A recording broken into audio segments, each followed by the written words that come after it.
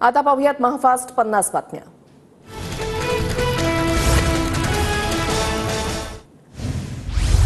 महाराष्ट्रातही काही घडेल का अशी चिंता वाटायला लागली आहे। मणिपूर घटनेविषयी बोलताना शरद पवारांकडून चिंता व्यक्त। पवारांच्या तोंडी दंगली घडतील अशी भाषा अयोग्य। पवारांनी दंगली घडतील असं भविष्य कुठल्या कारणानं केलं, बावनकुळेंचं वक्तव्य।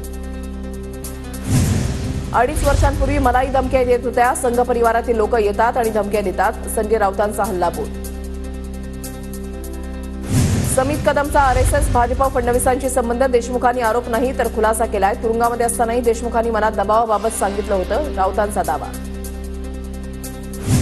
राष्ट्रवादी आमदार अपात्रता प्रकरणी आज सुप्रीम कोर्टामध्ये सुनावणी। विधानसभा अध्यक्षांनी दिलेल्या निर्णयावर ही सुनावणी होणार। सरन्यायाधीश चंद्रचूड यांच्यासमोर सुनावणी। जरांगेंच्या मराठा समाजाला ओबीसीमध्ये घेण्याच्या मागणीवर पवारांनी भूमिका स्पष्ट करावी। प्रकाश आंबेडकरांचं शरद पवारांना आव्हान। मराठा समाजाचे 225 आमदार निवडून आणण्याचा पवारांनी डाव आखला। प्रकाश आंबेडकरांची शरद पवारांवर टीका। फडणवीस आणि जरांगे पाटलांची भांडण नकली। फडणवीस ठाकरे ओबीसी नाही, त्यांना ओबीसींचं देणं घेणं नाही। प्रकाश आंबेडकरांचा हल्लाबोल। आंबेडकर आणि आम्हीही सत्तेमध्ये नाही, आमच्यामध्ये का गुंता लावताय? मुख्यमंत्र्यांच्या सूचनेवर जरांगेंची प्रतिक्रिया। आंबेडकर आणि जरांगेंनी एकत्र बसून चर्चा केली पाहिजे, शिंदेंनी केलं होतं वक्तव्य।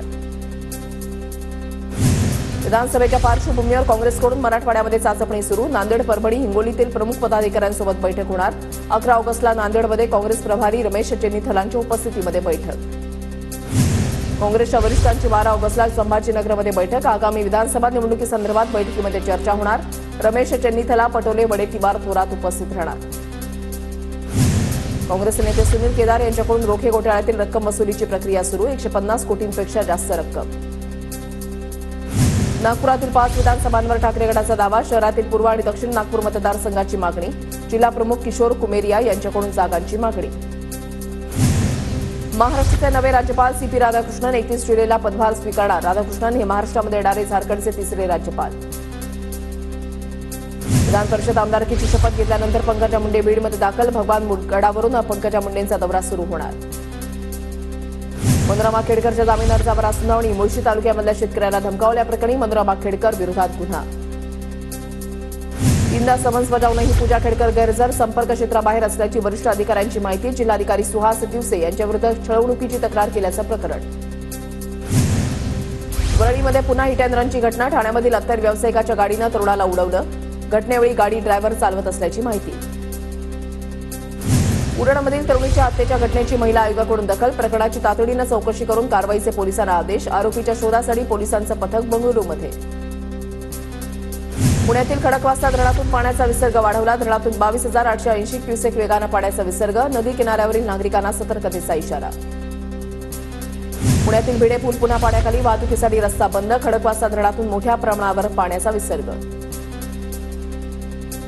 कोल्हापुरातील पंचगंगा नदीच्या पाणी पातळीमध्ये हळूहळू घट। पंचगंगेची पाणी पातळी सध्या 46 फुटांवर, मात्र अद्यापही नदी धोका पातळीवरच।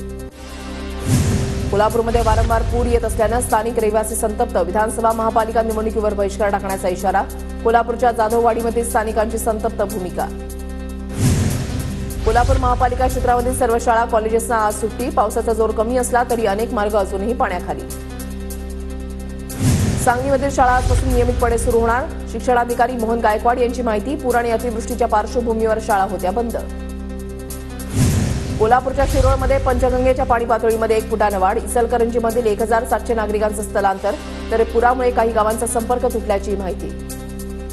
महापुराच्या छायेमध्ये असलेल्या सांगलीकरांना थोडासा दिलासा। सांगलीमध्ये कृष्णा नदीची पाणी पातळी 2 फुटांनी घटली। 41 फुटांवर असलेली पाणी पातळी आता 39 फुटांवर। हातनूर धरणाचे 10 दरवाजे 2 मीटरनं उघडले। धरणाच्या पाणलोट क्षेत्रामध्ये पाण्याची आवक वाढल्यानं दरवाजे उघडले। तापी नदीमध्ये 38,846 क्युसेकनं पाण्याचा विसर्ग। राज्यामध्ये पावसाचा जोर ओसरणार। 4 दिवस मराठवाड्यामध्ये मध्यम तर काही ठिकाणी तुरळक पाऊस। पुढील 2 ते 3 दिवस मुंबईमध्ये हलक्या सरी बरसण्याची शक्यता, तर गेल्या आठवड्याभरापासून कोसळणाऱ्या पावसाची सध्या उसंत। पुणे शहरामध्ये स्वच्छता मोहीम। रविवारी 64 टन गाळ उपसला। स्वयंसेवी संस्थांच्या वतीनं शहरामध्ये विशेष स्वच्छता मोहीम। पालघर जिल्ह्यामध्ये गेल्या आठवड्याभरापासून पावसाचा जोर कायम। जव्हारमधील दाभोसा धबधबा प्रवाहित। पर्यटकांची गर्दी। मराठवाड्याला अजूनही समाधानकारक पावसाची प्रतीक्षा. धरणांमध्ये फक्त 15.78% पाणीसाठा. धरणांमधील पाणीसाठ्यानं चिंता वाढली. नागपूर जिल्ह्यामधल्या उमरेड तालुक्यामधील Makardhokada dam overflow. Makardhokada dam परिसरामध्ये पर्यटकांची गर्दी. पुण्याच्या भोर तालुक्यामध्ये 12 ठिकाणी घरांच्या भिंती कोसळण्याच्या घटना. आठवडाभर सुरू असलेल्या पावसामुळे दुर्घटना. सुदैवानं कोणतीही जीवितहानी नाही. पुण्यातील हडपसर डेपोमधील पीएमपी चालकांचा अचानक बंद. नोकर भरती नियमित करण्याच्या मागणीसाठी बंद. विद्यार्थी आणि नोकरदारांची गैरसोय. नाशिकमधील सिटी लिंक बस कर्मचाऱ्यांचा तिसऱ्या दिवशी संप सुरूच. वेतनवाढीसाठी कर्मचारी संपावर. संपाचा विद्यार्थ्यांना फटका. पश्चिम रेल्वेच्या गणपती स्पेशल गाड्या 5 मिनिटांमध्ये फुल. 800 वेटिंग नंतर आरक्षण सेवा बंद. गणेशोत्सवासाठी कोकणामध्ये जाणाऱ्यांची यंदाही दमछाक होणार. छत्रपती संभाजीनगर विमानतळावरून आंतरराष्ट्रीय कार्गो सेवा सुरू करा. विमान संख्याही वाढवा. विमान वाहतूक राज्यमंत्र्यांना उद्योजकांचं निवेदन. मध्य रेल्वेच्या दौंड यार्ड आणि दौंड ए केबिन कॉर्ड लाईनवर तब्बल 80 तासांचा ब्लॉक.